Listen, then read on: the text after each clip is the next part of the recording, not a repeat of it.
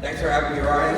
Yeah, thanks for doing this. I like putting you on the hot seat here. Yeah, please. All the hard questions today. Just want to give a quick shout out to my dad. Wouldn't be on the stage without all his ongoing guidance. Well, why don't you start there?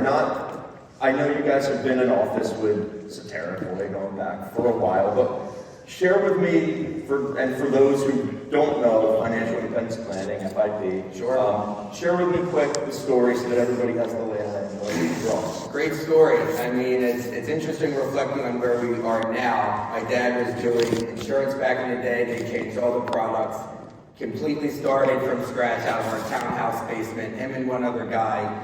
We realized the future was in financial planning and helping people have confidence on track to their long-term goals. From there, no secret. He didn't figure it out on his own. He went out and found everybody who was doing the right things.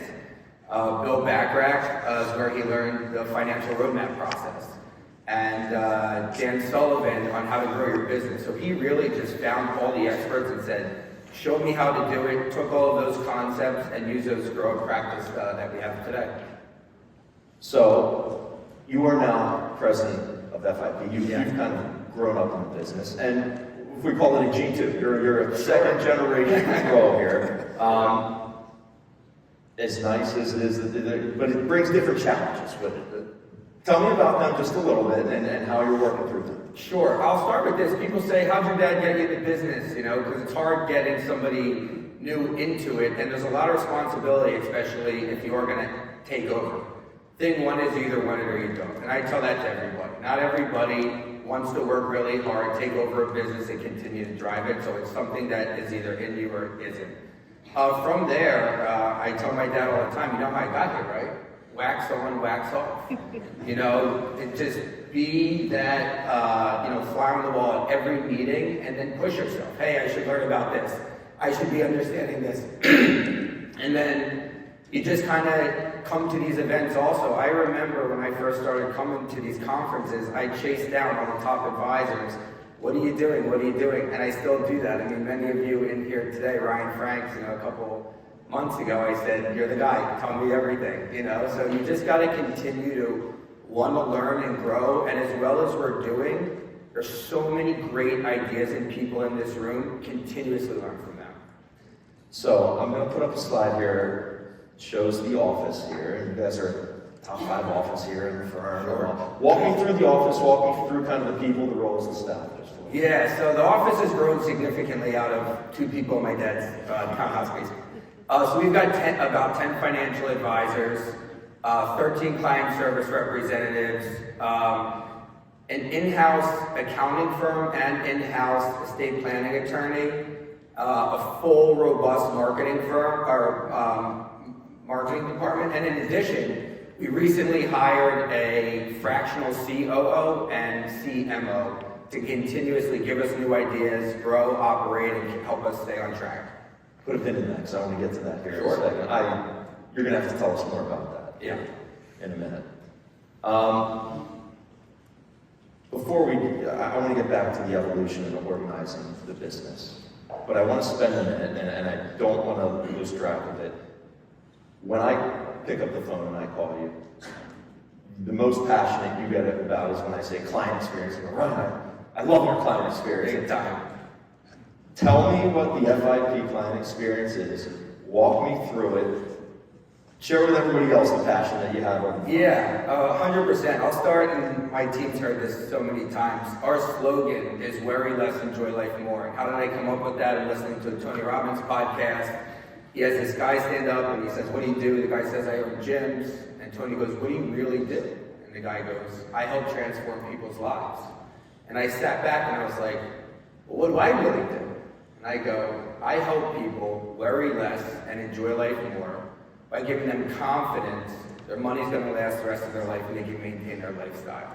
And after that realization, we kind of rebranded our firm and our client experience, because that's what we really do as advisors. As much as we're here to grow their assets and all these things, we're really here to give people confidence. Hey, you can have this great life and we're going to be that partner by your side to ensure it. I love that. You give them trust. You give them peace of mind. I asked you for some visuals when we were talking about client experience. And walk me through, you said you'd share, I'll share with this is your meeting checklist, right? And I said, I get it, it's simple, but it works. Do you mind sharing it? Yeah, of course. So we're an open book. There's no secrets that we need to hide. That's why you're up here. You know? We love sharing it with all the advisors. So again, my dad working with Dan Sullivan, we wanted to grow a big practice, and when you got 10 advisors, you need everybody doing the same thing, and also we want this unified experience. My joke is I sell Big Macs. Why? Well, you get a Big Mac in San Antonio, in California, Philadelphia, you get the same Big Mac. So no matter what advisor you work with at my firm, you get the same unified experience. That's powerful. So this is a checklist.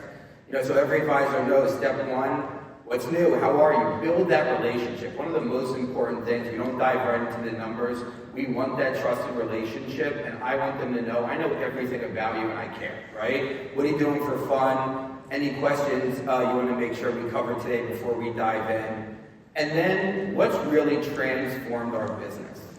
And when I talk to advisors, e-money, not paying me anything, is using a top financial planning software. And that's the next slide.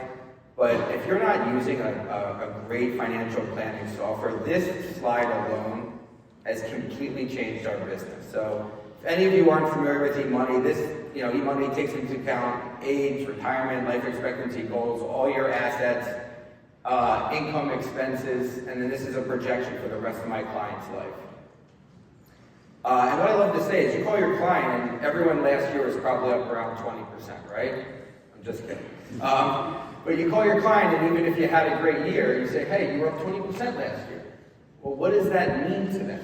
Can I retire at 65? Can I buy that second home? Can I help the grandkids with college? It really doesn't mean anything. But when I can sit with a client and I can say, hey, looking at your total financial household, and the assumptions we run, 3% inflation, just a 5% return, maintaining your expenses.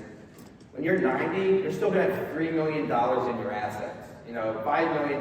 Then again, they all look differently.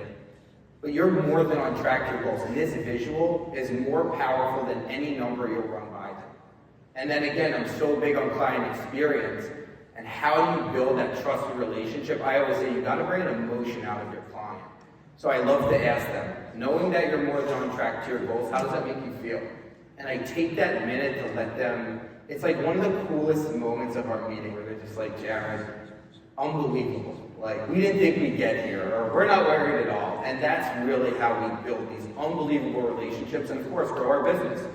Who'd like an experience like this? Absolutely. I want to go back to this one here. Sure. We talked about experience.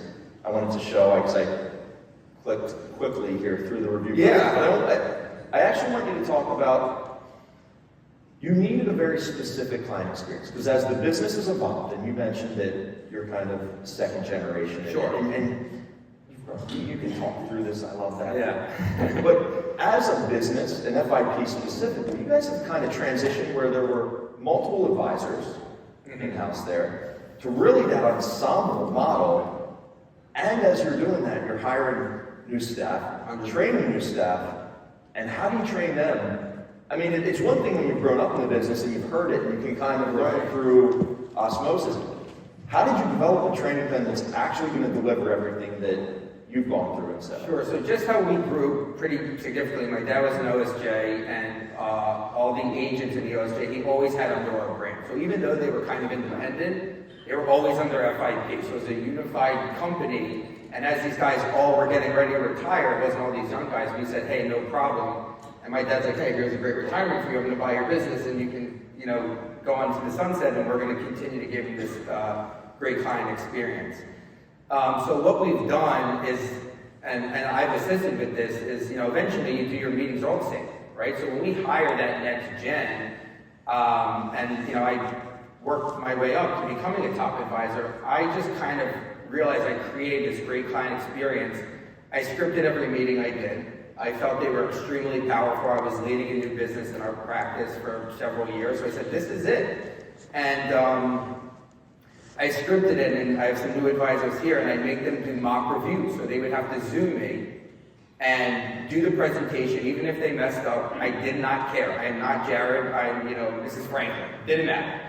And we did mock reviews on every aspect, whether if it's a checkup review, your first meeting with a prospect, your roadmap, your close, everything, over and over and over until they got it down perfectly. Because when I train these guys, I says, I'm not training you to be good, I'm training you to be great. So even though you're doing it for the 10th time, it's because this is what I want for you. You're going to be a great advisor, and I'm going to make sure of it, even if you want to kill me after the 10th mock train. Well, I remember you told me, I said, I know you guys, you make them run through the scripts, you make them run through the scenarios a handful of times. And you looked at me for like, a handful of times? Yeah. 100 times, yeah. No, which is absolutely right. Well, what's great also, real quick, is I talk to the team regularly, and their confidence is through the roof.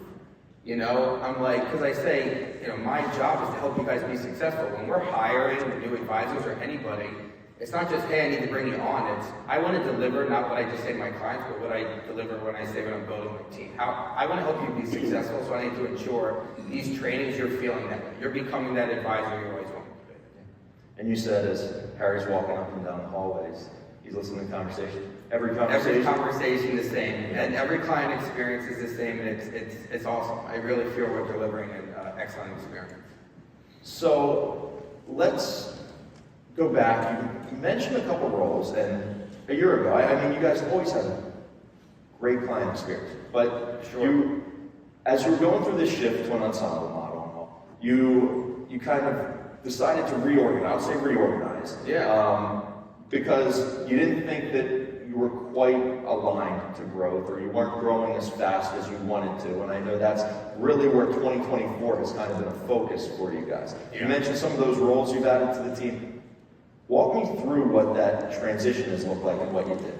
Sure, so one of the biggest changes, well, focus on planning was huge. Our guarantee is every client has a plan. I know the client's daughter, she had $1,500. Same process, because again, I sell Big Macs, and I want the daughter to go to her dad, who's an A+ client, and say, I did a cash flow worksheet, I got a financial plan, Jared did everything he would do to everybody else, and I trained my team on that.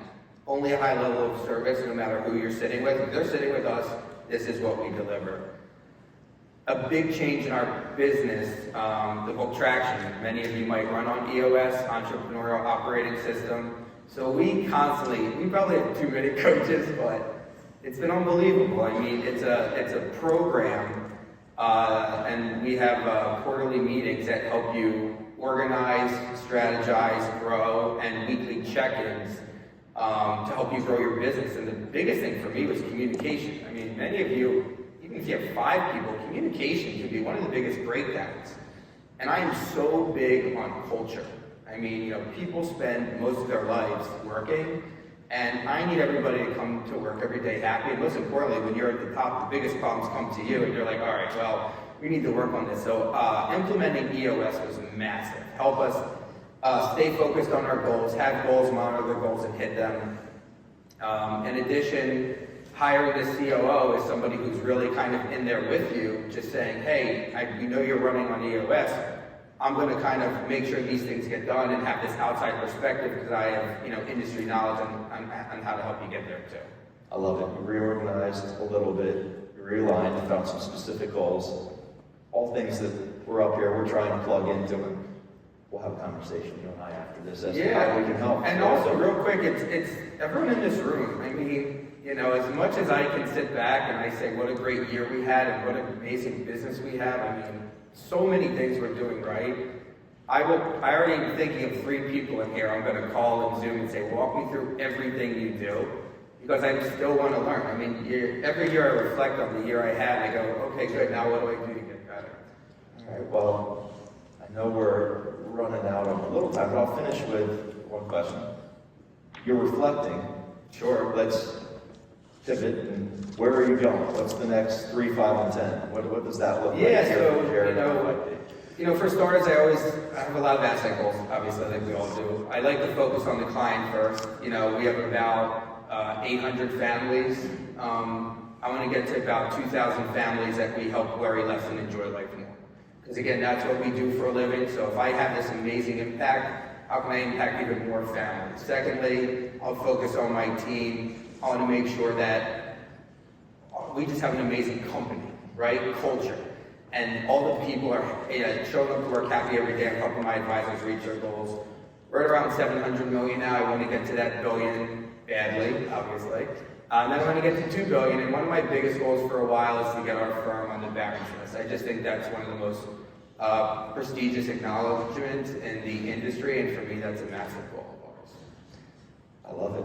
I love the goals. I love the process. It all starts with the process here. 100%. I really appreciate you sharing the story as to kind of how you guys have had to come back, reorganize, refocus on growth. And guess what? It's working. I love to see that. Thank you. I think there's a couple people who will probably be pulling you aside, so you're pulling the three any aside. questions, I please grab know me. you might have a busy cocktail hour That's all as good. well too, but I appreciate the time up here and sharing your Man. story. Thank you.